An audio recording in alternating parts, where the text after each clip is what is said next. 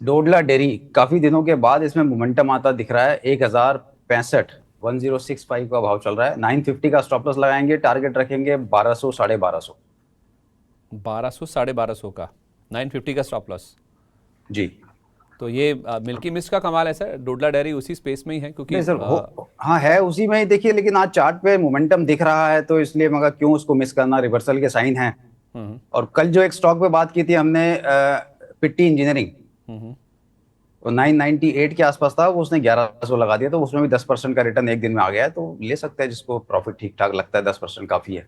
ठीक है। साल लग जाता है सर एफडी में रिटर्न आने में 6.5 7% का, और आपको 1 से 2 दिन में ही अगर 10% का रिटर्न मिल गया है तो बढ़िया है। बहुत शानदार सर, बहुत ही बढ़िया, आपको बहुत मुबारक हो सर, बहुत बढ़िया कॉल आपने निकाल के दिया। ऐसे कई सारे स्टॉक्स हैं वैसे तो, हमने कल भी डिस्कस किए थे, इनोवा, कैपटैब, हमने दिवगी की सर बात भी एक करी थी। एक और आपका फेवरेट स्टॉक है सर, वो भी टारगेट के आसपास आ रहा है, पहले टारगेट के आसपास। हम्म।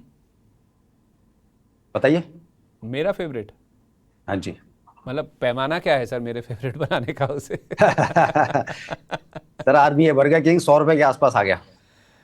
अच्छा, वो आरबीआई की बात कर रहे हैं आप। 100 रुपए का पहला टारगेट था, वो ऑलमोस्ट 98 तो क्रॉस हो चुका है, लग जाएगा आजकल में। अच्छा, तो इसमें मैंने पिछली बार भी आपसे जब आपने अपडेट दिया था मैंने कहा था कि इसमें बने रहें या फिर फ्रेश खरीदारी कर सकते हैं। आपने फ्रेश के लिए तो मना किया था, बाकी जिनके पास है वो बने रहें। बिल्कुल बिल्कुल बने रहें सर। अभी 100 क्रॉस होने दो, उसके बाद आने वाले समय में वो देखते रहिए, न्यूज आती रहेंगी, डेवलपमेंट अच्छे आएंगे। हम्म। ऑलमोस्ट 99 हो गया है, अभी भी डे हाई लगाया है, 52 वीक हाई भी लगाया है, तो सारे पैमाने पे बढ़िया है सर। मार्केट को आउट परफॉर्म कर रहा है, रिलेटिव स्ट्रेंथ काफी पॉजिटिव है, तो ऐसे स्टॉक को क्यों बेचना है। ठीक है, ओके, बने रहें। कोई स्टॉप लॉस रिवाइज करके देंगे सर नया? सर आप 88 का कर लीजिए स्टॉप लॉस। 88 का, ठीक है। तो 100 पार हो गया तो उसके बाद क्या टारगेट्स हैं जहन में? आपने कहा था 200 250 भी हो सकता है ये। सर 100 के बाद देखिए, स्टेप बाय स्टेप चलेंगे। पहला हाँ, टारगेट 125 रखेंगे। ठीक है। और मैं ये कहूंगा कि अब टारगेट को माइंड में ना रखें, स्टॉप लॉस को माइंड में रखें और इसको होल्ड करें सर। टर्न अराउंड स्टोरी है, काफी बड़ी स्टोरी बन सकती है। ठीक है, तो मेरे और हिसाब अच्छे से लेवल सर पे बाइंग हो गया है। मतलब टारगेट से ज़्यादा इसका स्टॉप लॉस इंपॉर्टेंट है। अब आपका स्टॉप लॉस बिल्कुल 88 रुपये पर होना चाहिए।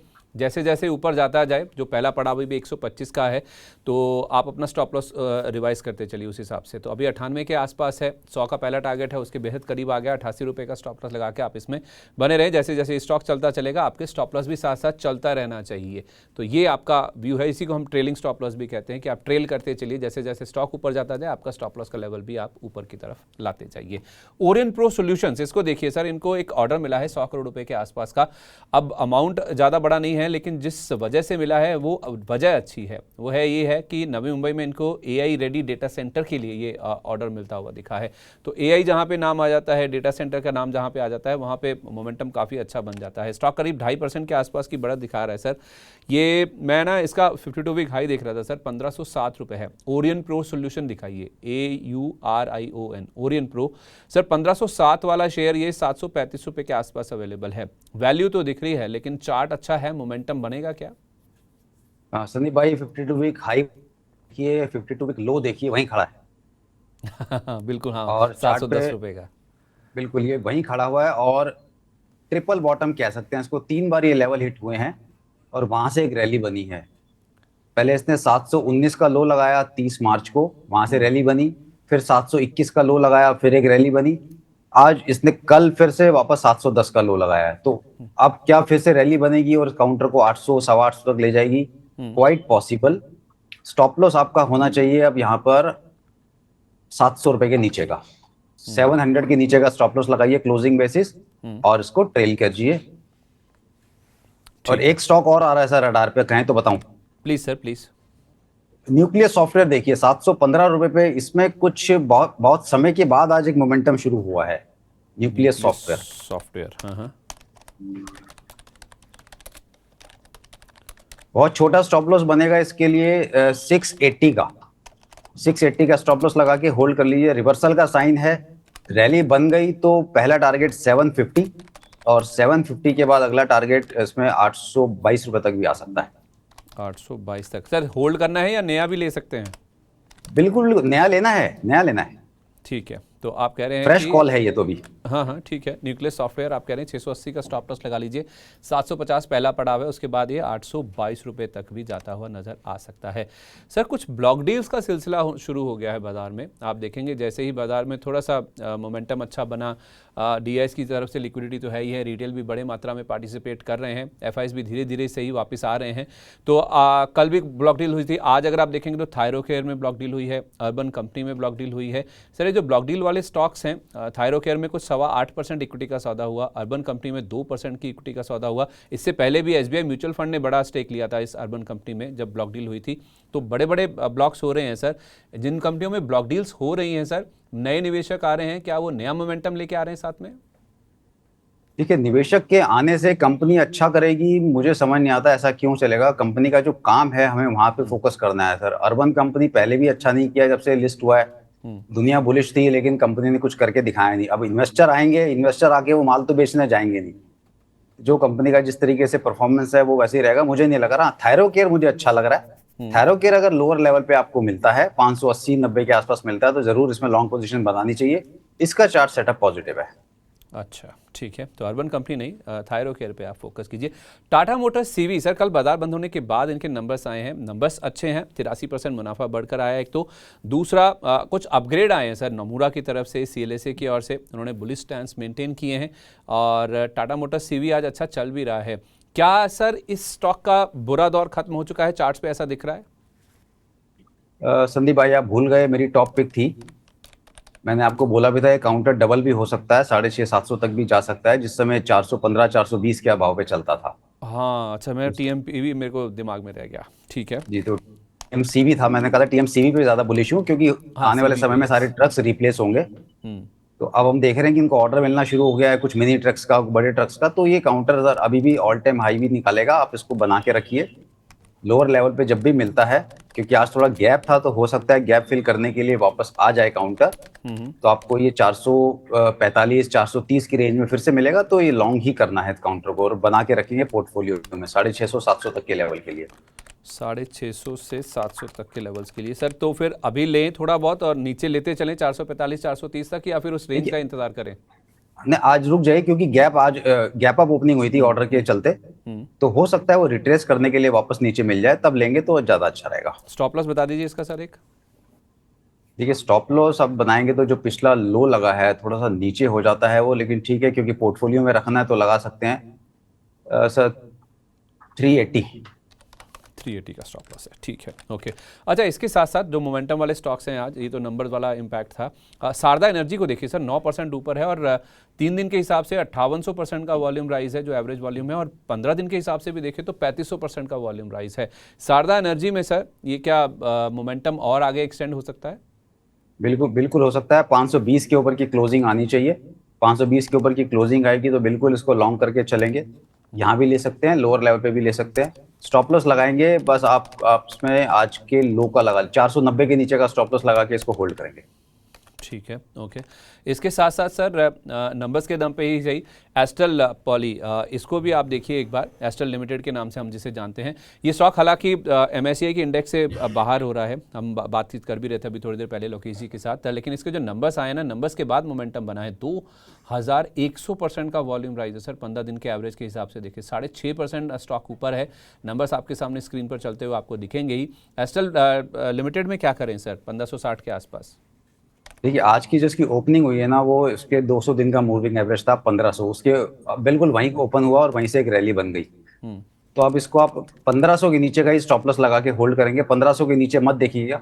नंबर अच्छे हैं, अगर जैसे इन्होंने पीछे डिमर्जर की स्टोरी थी, उन्होंने इसको मना किया था, डिमर्जर नहीं कर रहे हैं, इसको टाल दिया था, तो शायद एक दोबारा से इसमें मोमेंटम ऊपर का बन जाए और टारगेट इसके लिए ऊपर के रहेंगे। अब मान के चलिए करीब करीब 1700 के आसपास के भाव फिर इसमें देखने को मिलेंगे, 1500 नीचे का स्टॉप लॉस।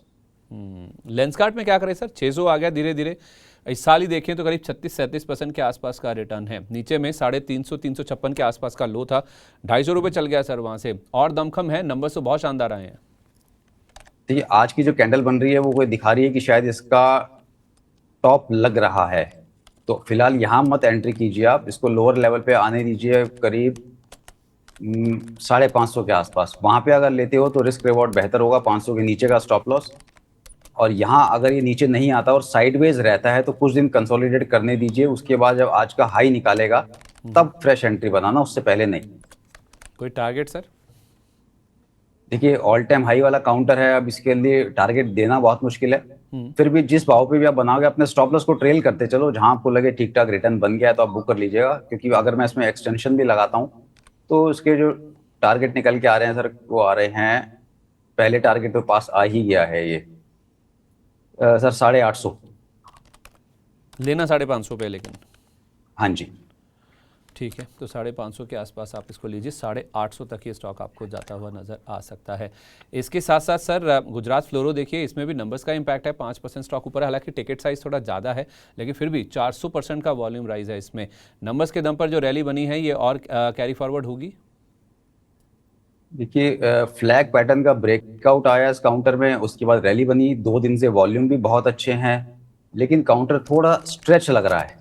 लोअर लेवल पे अगर ये मिलेगा 4900 के आसपास तो वो अच्छी बाइंग होगी इसके लिए।